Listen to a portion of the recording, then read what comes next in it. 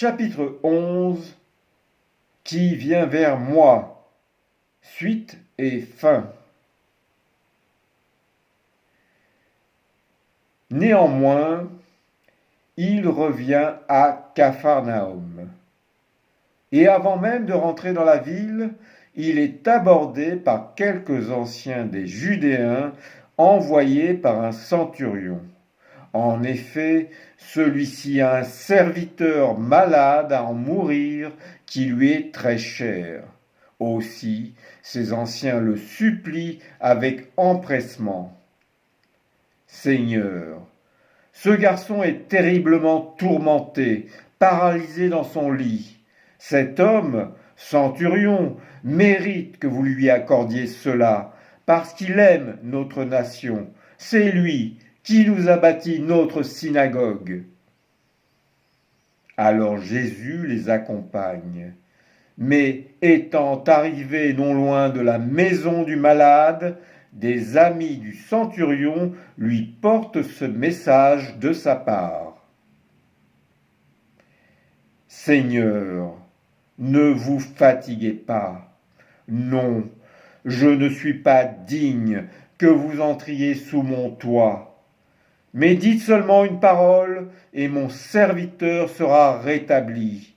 Car, étant moi-même soumise à une autorité, je donne des ordres à mes soldats. Quand je dis à l'un va, il va, à l'autre viens, il vient, et à mon serviteur fais cela, il le fait. Entendant cela, Jésus se tourne vers la foule qui le suit et s'émerveille. Je vous le dis, chez personne en Israël, je n'ai rencontré une telle foi. Aussi, je vous le dis, ils seront nombreux à venir du levant et du couchant, prendre place à table aux côtés d'Abraham, d'Isaac et de Jacob dans le royaume des cieux. Mais les fils du royaume seront jetés dans les ténèbres de l'extérieur, là où seront pleurs et grincements de dents. Et il ajoute pour les amis du centurion, allez, il en sera selon sa foi.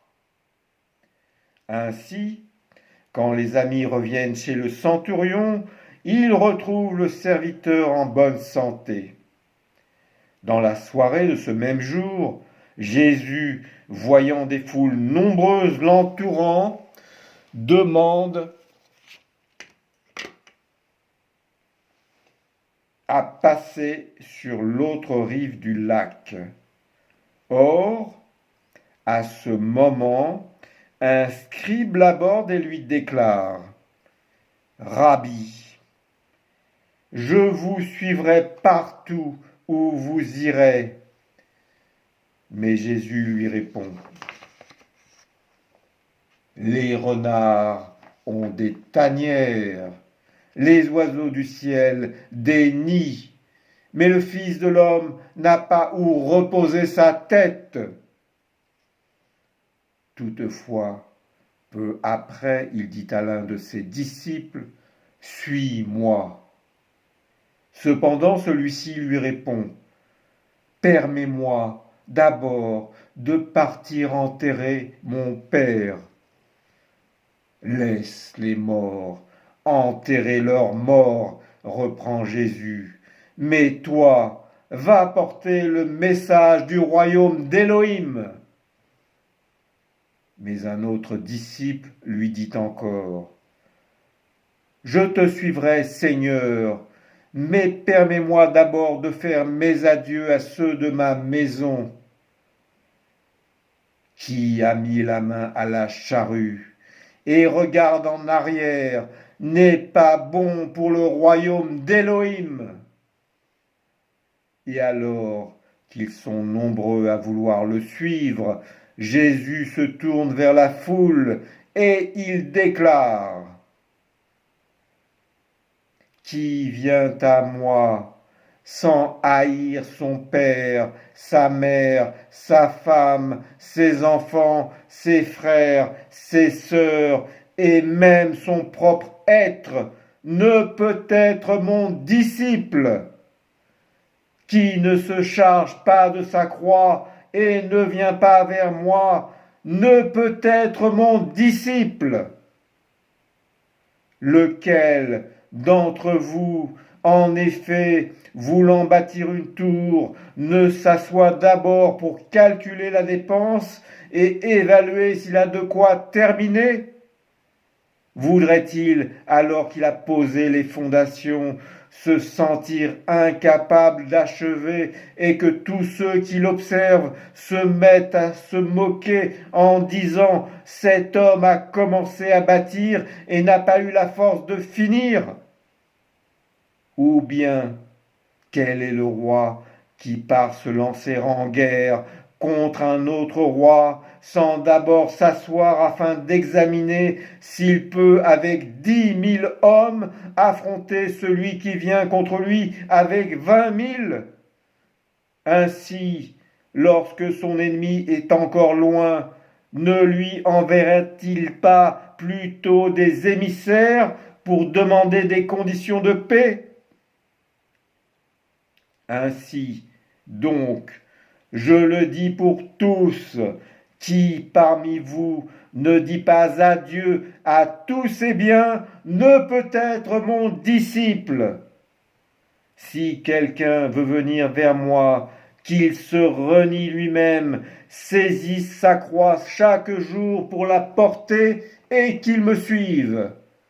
Car qui veut sauver son être le perd, mais qui perd son être à cause de moi et du message du royaume le sauve. Sur ces paroles, il monte dans une barque et ses disciples suivent. Gagnant le large, d'autres barques les accompagnent. Chapitre 12.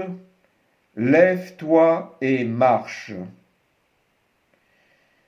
Mais, tandis qu'on navigue, Jésus, à la poupe de la barque, s'endort sur un coussin.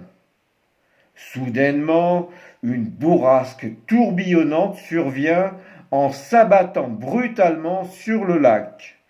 Aussi, les vagues se jettent contre les barques qui s'enfoncent et se soulèvent, ballottées en tous sens et commençant à se remplir dangereusement. Or, Jésus continue de dormir.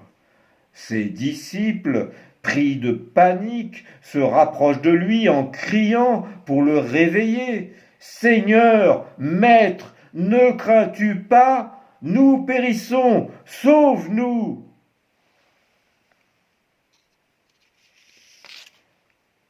Infimes en foi, répond Jésus en se réveillant. Et il s'adresse au vent en le menaçant. « Tais-toi, fais silence !» À ces mots, un calme plat s'instaure. Et il réprimande ses disciples. « Pourquoi êtes-vous si peureux ? Où est votre foi ? Comment êtes-vous si infimes en foi ?» Cependant, eux sont saisis d'une grande crainte et d'un grand respect devant le prodige accompli, et ils s'étonnent entre eux. « Qui est-il donc cet homme ? Même le vent et la mer lui obéissent. »